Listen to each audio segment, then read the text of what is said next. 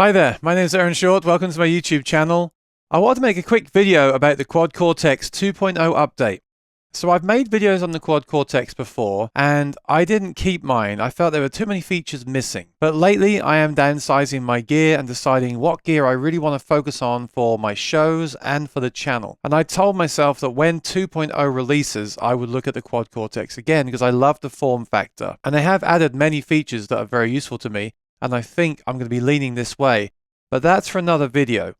Today I want to show you how impressed I am with the JP-2C model. So they only added one model to this update, but I'm very fortunate to own this very amp myself. I'm not a metal player at all, but I love the 3 channels, the 100 watts, the built-in reverb. It's a really great amp. It's very versatile and does more than just metal. So I thought this is a great way to audition the unit. The captures sound great. I've always loved all the tones out of the Quad Cortex. That's really why I'm mostly interested in it, because the tones are really good. But here's an amp that I have. And I have a load box too. I have an aux box. So this is what I did. I used a looper. I used my Strat behind me. It's a SSS Strat.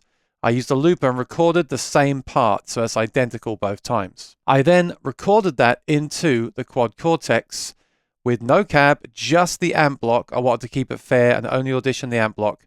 And I sent that recording with those settings into Logic, where I then opened Helix Native. There I added a York Audio IR cab. So both of these experiments, both of these tests have the same cab. The cleans also have a bit of reverb, again exactly the same reverb on each, and the drives then have the EQ, the 5-band Mesa EQ applied there. So then I set the amp the same as the Quad Cortex and vice versa. So you're getting a back-to-back comparison, and let's check them out. We'll start with the cleans back-to-back, and then we'll do the drive sounds. Here we go.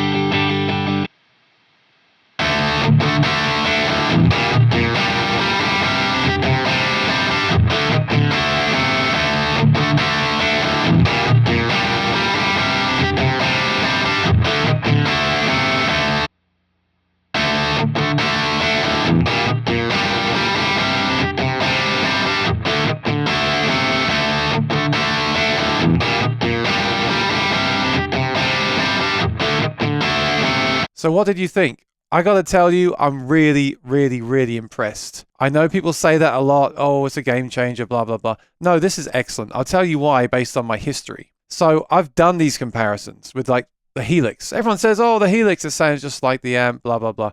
It never did for me. It always sounded kind of harsh in the mids. I could always tell the Helix. Now, you can dial it in better, and maybe some people can dial it in better than me. I've done a lot of videos on tweaking and EQ matching and IRs. You know what I really want? I really want to just plug into something, set it a certain way, and play. I don't get any fun out of doing those videos. I did a lot of those videos because I had to. So I've done this before with the Helix and the Kemper, and I really had to adjust all the controls. Obviously, with the Kemper, you're at the mercy of the profile. It's not the same as what your amp will be, maybe in the way they've set it up. You don't know how they've set it up. And with the Helix, they always argue that it's a different amp. Well, I sometimes got really close, and I did some EQ matching and got even closer, but that's all a hassle. The reason I'm really excited and happy about this video today is that I basically set the two things the same, and I hit play, and they sounded the same. Now, are they absolutely identical? I don't know. I mean, they're the closest I've ever heard. Maybe at one point I felt like the amp when I played it back was slightly more open. Maybe I thought the QC was slightly more compressed.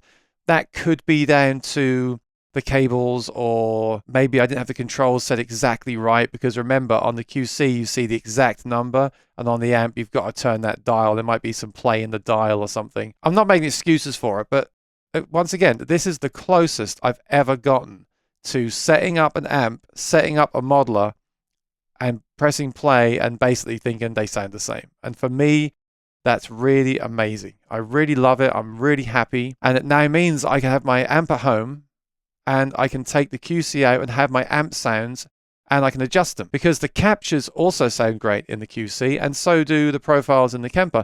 But they are a snapshot of that one setting. I would much rather have these models where I can make the changes and dial in my own sounds. And they all just sound really good. So I don't need to capture. I mean, I could still capture the amp, which is great too. And there's also captures of the amp in the QC as well. But I mean, this is all just rabbit holes to go down. You don't need the rabbit holes now. You just get it out of the box, load an amp, load a cab, load a reverb and a delay, find a good sound and play. And that is what I've been looking for a long time. And I think I finally found it. I still have to try all the other features and everything. So if you're into the QC, Quad Cortex, please subscribe, ring the bell, and watch out for more of those videos from me. But let me know what you think in the comments section. Wear some good headphones. Watch this in 4K. I'm just blown away. I'm really, really happy with this.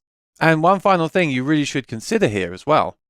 The JP-2C head and the aux box and the cables that I use to capture those sounds is around $5,000, give or take. The Quad Cortex is under $2,000 and it does the looping, the tuner, all the effects, and all the other amps as well. That's got to be a factor as well. It's really, really mind-blowing. So thanks for watching. Take care. I'll see you in the next video. Bye-bye.